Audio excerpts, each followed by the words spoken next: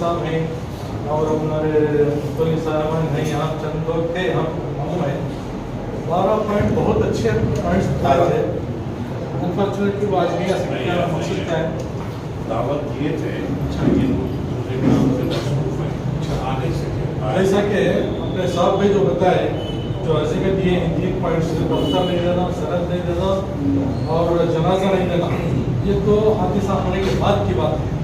جیسا کہ ہمارے متولی صاحب نے کہا، حادثے سے پہلے کی بات اور دوران شادی کے دوران کی اور بعد کی تینوں اسٹیجز انہوں نے خلاصہ بتا دیا تھا. یہ آپ کو پتہ نہیں ہے 12 پوائنٹ ہے، اس میں 13ویں پوائنٹ میں ایڈ کرنا چاہتا ہوں. چند پوائنٹس مجھے یاد ہیں. افروز صاحب نے اس وقت ہے، افروز صاحب نے ڈیٹیل 12 پوائنٹس شاید ان کو یاد ہوں گے.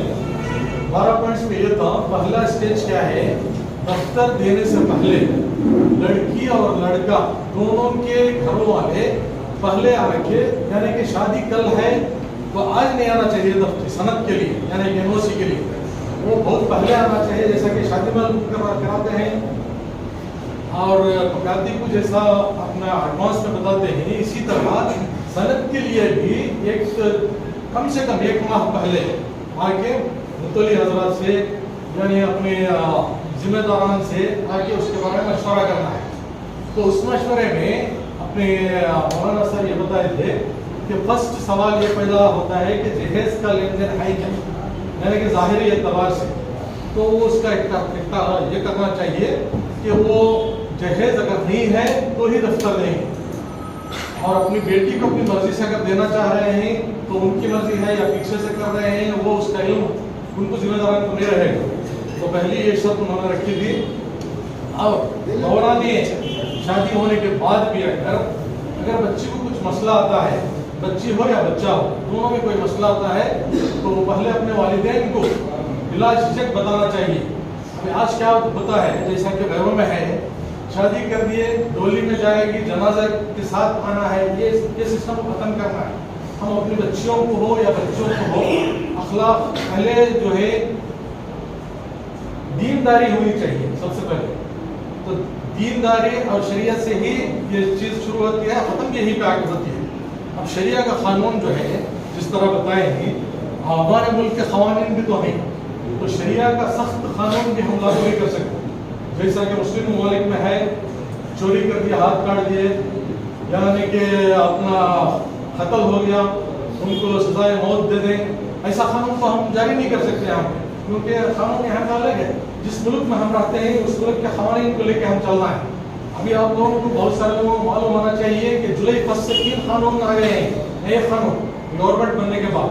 پولیس کو پورا، جیسا کہ متولی صاحب نے کہا، پولیس کو پورا پاور دے دیا گیا ہے. بغیر تحقیقات کے کسی کو اریسٹ کریں گے تو بیل کے بغیر 90 ڈیز یعنی کہ 3 مہینے تک ان کو جیل میں رکھا جائے گا، اور کوئی بھی لے کے جا کے اس کو چھڑا نہیں سکتا. اس طرح کے 3 پاورس ان کو دیے گئے ہیں. ان سب چیزوں کو مد نظر رکھنا چاہیے ہمیں، کیونکہ ہم ڈائریکٹلی شریعہ کو امپلیمنٹ نہیں کر سکتے. تو پہلی بات یہ ہے کہ اپنے بچوں میں دینداری پیدا کرنا ہے اور شریعہ ان کو بتانا چاہیے. اور جب کبھی بھی معاملات آ جائیں، اب جو عورت سے ہی بربادی ہے، عورت کی یہ ہے دشمن ہے.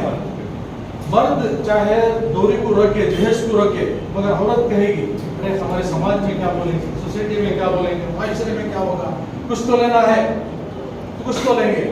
اور دینے والا بھی ڈر مر کے جو ہے اسی طرح دے گا. جیسا کہ ہمارے سروجن بابو صاحب نے کہا، سب سے پہلے ہمیں رکنا چاہیے. ہم یہ سوچتے ہیں دکھاوے کے لیے ہو یا اپنی بچی کے لیے ہو، ہم زیادہ سے زیادہ دینا چاہتے ہیں. تو مالدار لوگ ہیں، اب مالدار لوگ تو دے دیتے ہیں، غریب لوگ کہاں سے جائیں گے. اب ان کو دیکھ کر جو ہے غریب لوگوں میں بھی ڈیمانڈ آ جاتا ہے. وہ بھی چاہتا ہے، چاہے کولی کرنے والا ہو یا رکشہ چلانے والا ہو یا اپنے فٹ پاتھ پہ وینڈر ہو، جو بھی ہو، تو وہ بھی جو ہے اس مسئلے کو لے کے وہ بھی کچھ مانگنا چاہتا ہے. دینے والا بھی جو ہے اپنی بیٹی کو دینا چاہتا ہے. تو ان سب چیزوں کو ہم اپنے طرف سے پہلے ختم کرنا چاہیے. جہیز کی لعنت کو جو ہے ختم کرنا چاہیے.